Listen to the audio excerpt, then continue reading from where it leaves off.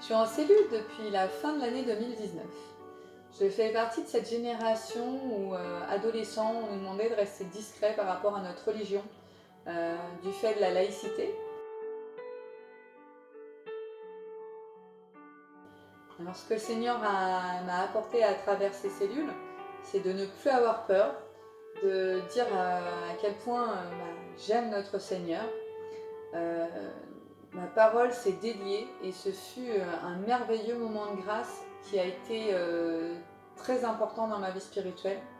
C'est comme une renaissance. Enfin, je suis à l'extérieur ce que je suis à l'intérieur de mon cœur.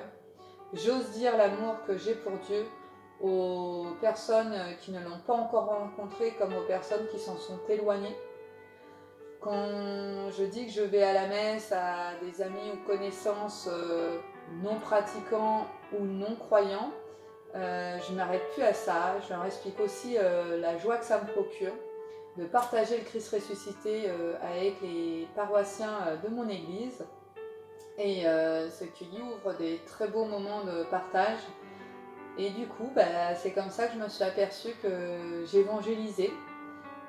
Alors que c'était quelque chose qui me faisait vraiment peur. J'avais peur de gêner, j'avais peur de déranger les gens en parlant de l'amour que j'avais pour Dieu.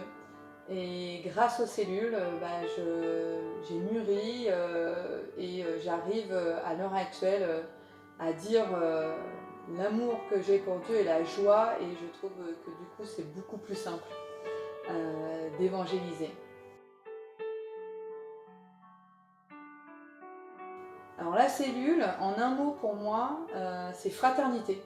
Et la fraternité, car je me suis aperçue pendant les cellules que nous étions tous frères et sœurs et que nous prenons chacun pour grandir et approfondir notre relation avec Dieu.